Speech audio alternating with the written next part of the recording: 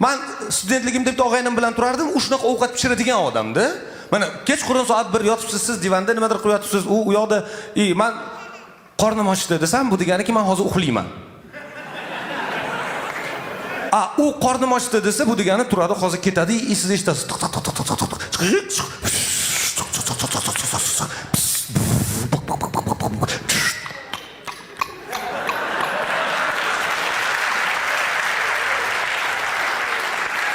Sen odammisan?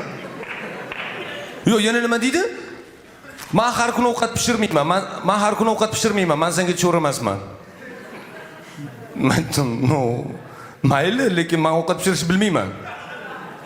Bir kun sen, bir kun men pishiramiz. Xo'p. Endi kelamiz bir kun mazali, bir kun bemaza ovqatlanamiz. Yo'q, bu sxema menga ma'qul, chunki bir o'zim bo'lsam men har kun bemaza ovqatlanardim-da. Anu ham bir o'zi bo'lsa har kun mazali ovqatlanardi. Lekin prinsip borda, men bemaza ovqatlansam ham sen ham pishirasan.